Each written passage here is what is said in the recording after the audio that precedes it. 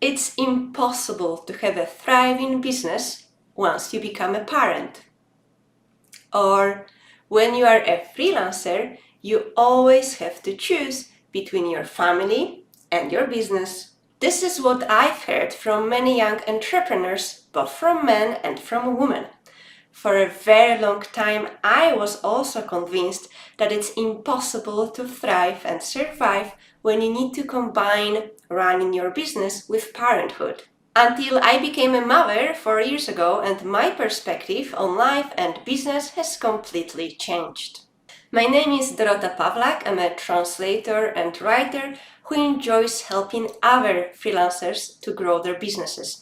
2 years ago, I published my first book on how to continue running your freelance business when you become a mother. Based on this book, so based on experiences of 15 women from around the world that I interviewed to write this book, I would like to present you with a quick start guide to a life of a freelancing parent, to show you how to transition smoothly from a life of a freelance business owner who is the master of her own time and her own schedule, to a life of a freelancing parent who suddenly notices that she or he has to serve another master. It turns out that the most common reasons why many freelancers postpone their decision to become a parent or view parenthood as extremely challenging are as follows. A lack of security tied to a full-time salaried employment, limited or almost non-existent maternity or paternity leave for freelancers, doubts about how to keep both your customers and your family happy, and the fear that you may lose your clients if you decide to go on maternity leave or cut down on working time to be more present with your baby. All these reasons might give you a constant headache and take you on an emotional roller coaster long time before your child is born. So it's helpful to prepare for this long journey in advance by taking these simple steps. The first one is to build your financial security. Then comes reinventing your approach to business. And finally, you will need to redefine your approach to yourself. So in this quick start guide, I will quickly explain how these 3 steps can help you achieve a more balanced life as a freelancing parent. Let's start from building financial security. I believe that every freelancer has to be prepared for unexpected troubles, such as family problems, accidents, health problems, or just about anything that would force you to stop to work or cut down on your working hours.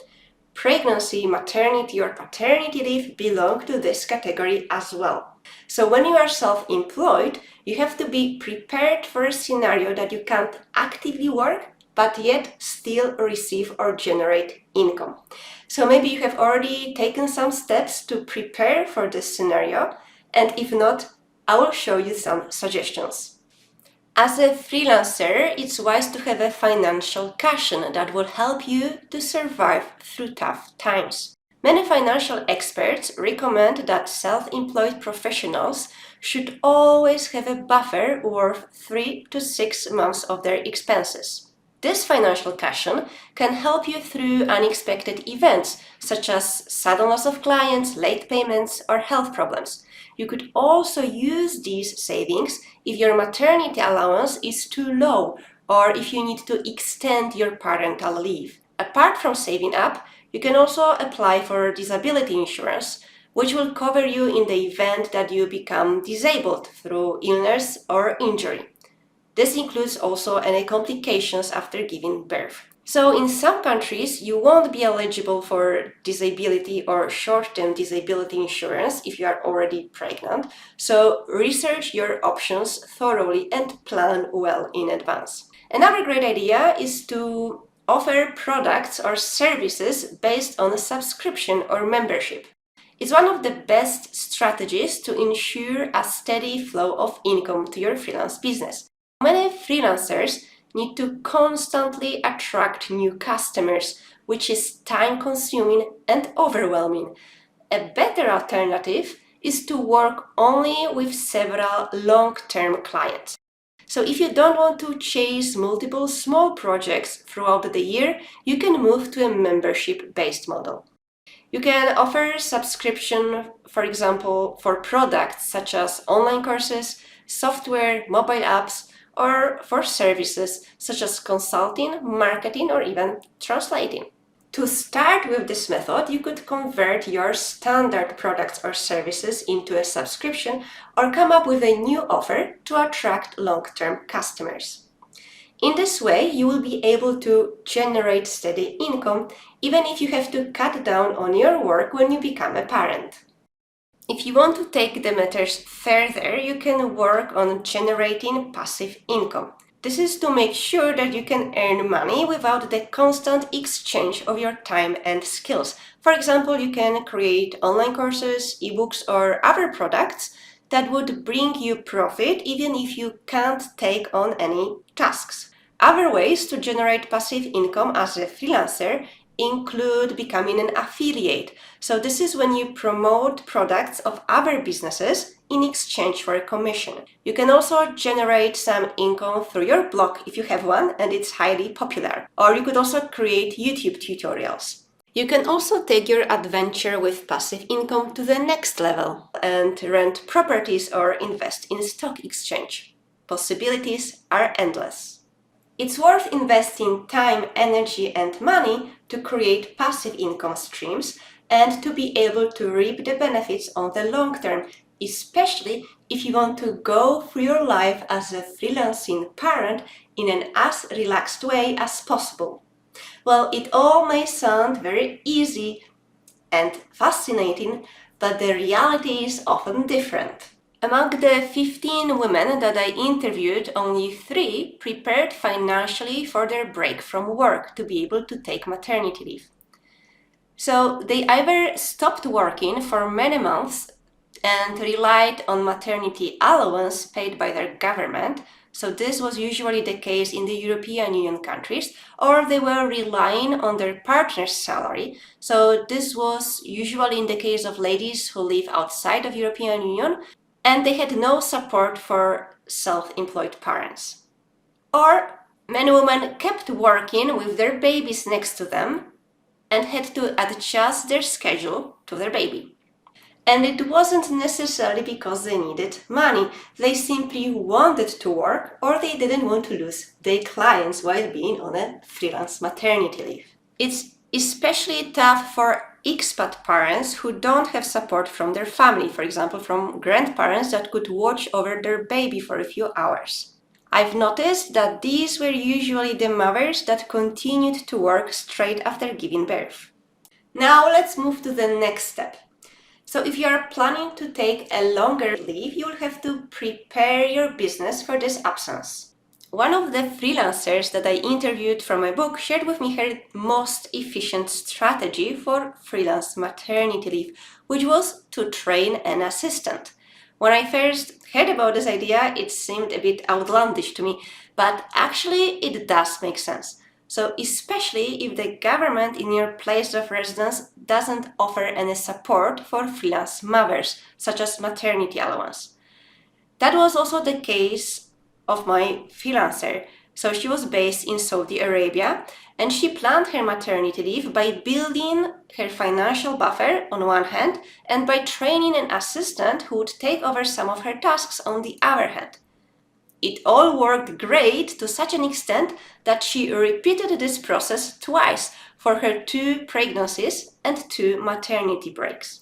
Now, if hiring someone to help you ensure your business continuity while you are on a parental break seems too scary for you, you can also take other steps to make sure you can retain your customers. For example, a common strategy used by many freelancers, not only by the women I interviewed or myself, is to refer your clients to a trusted colleague during the time when you can't work. Just make sure you both offer the same rates and the same quality so your clients won't run away or stay with your colleague afterwards. Collaborating with other freelancers is handy not only for the time of your parental leave. Once you become a parent, chances are that the idea of running your business will totally change because you will have to adapt to new events, to new situations, or maybe even find a new work pattern. That's why it's always wise to have a trusted colleague that could quickly jump in and help you finish your projects, or at least contact your customers in case of emergency. For example, you can collaborate with another freelancer from your field, show her your processes and tools, and create an emergency instruction for her in case you can't work or have no access to internet or computer. So if you plan to continue working on your freelance business without taking a long parental leave, you will need to find a new rhythm to your work. Especially during the first year, or when you work only during your baby's nap time, it's probably better not to take any last-minute projects.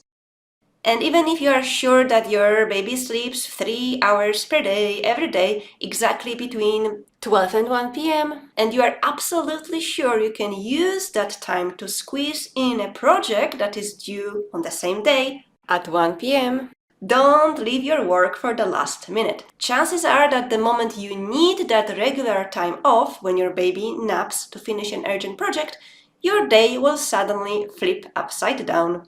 Your child might refuse to sleep, get sick, or suddenly change her routine, and you will be left with an unfinished project and a lot of stress.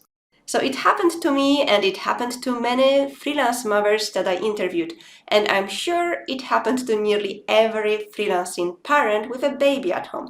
So take it easy, avoid urgent tasks if you are the only baby carer in the house. As a freelancing parent, you probably won't be able to work the same amount of time as before, at least in the first few months. But that's a good thing. Just make sure to come up with some system and stick to it. For example, you can work when your baby sleeps, you can work when your partner is back from work, or you can work when someone else can stay with your baby, or you can also work in very short time slots. So sitting 12 hours in front of your computer may not be possible anymore once you become a parent, but this is a good thing. For example, for many weeks, I could only work in 40 minutes time slot because that's how long my baby would sleep. So I could work only 3 times per day in 40 minutes time slot, and then I worked again in the evening when she was sleeping again, or when my partner was back from work. Also, there was a time when my baby slept only 3 hours.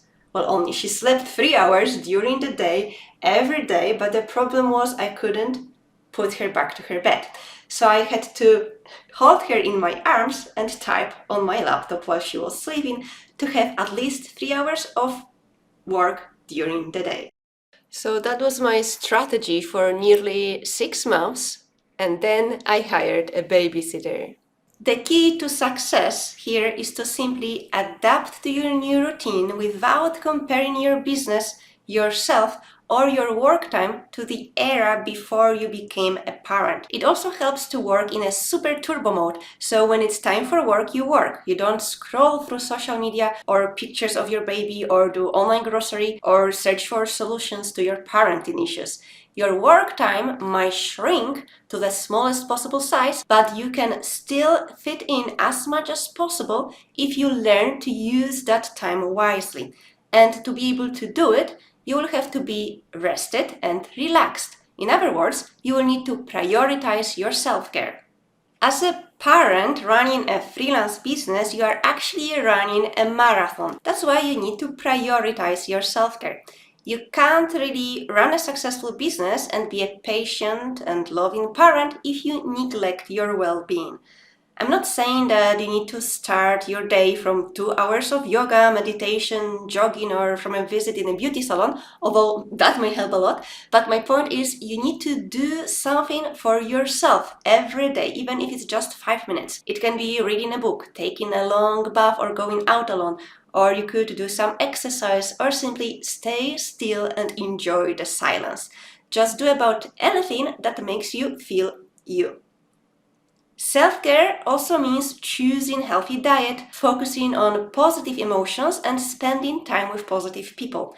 It also means sleeping enough hours to be able to focus on your work and your baby. So one of the ladies that I interviewed for the book, she was a Brazilian translator based in Ireland. So she told me that she could only come back to work once her baby was 6 months old, because only then she could sleep better and have more brain power to focus on her work. To keep it short, don't let your parenthood completely take over your life. It's not a selfish approach, it's just an important step to keep your sanity and some degree of balance. It also helps if your partner is very supportive, especially if you are a freelancing mother. It helps to involve your partner much more to be able to stay sane and work efficiently.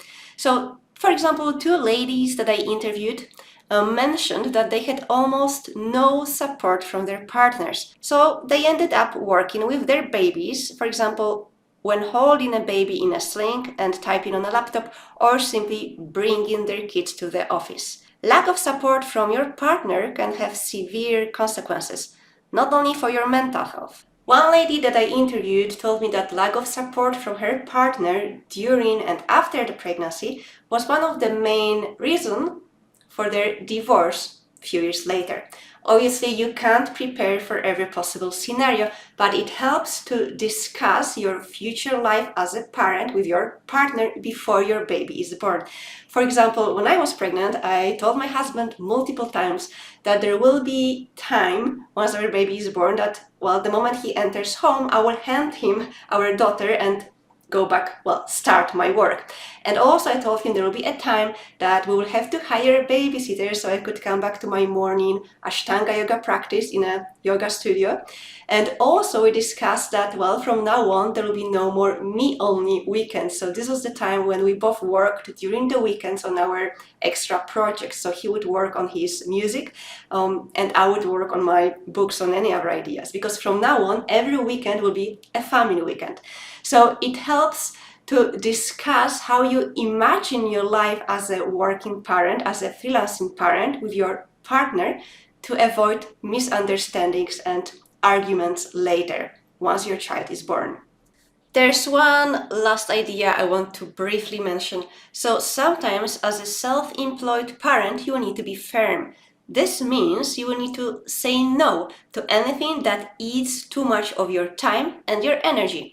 For example, you can give up projects that are not profitable enough unless you are in a comfortable position that you don't have to be stressed about making money, for example, due to your partner's work. You can also say no to requests and ideas that are not aligned with your goals and your priorities.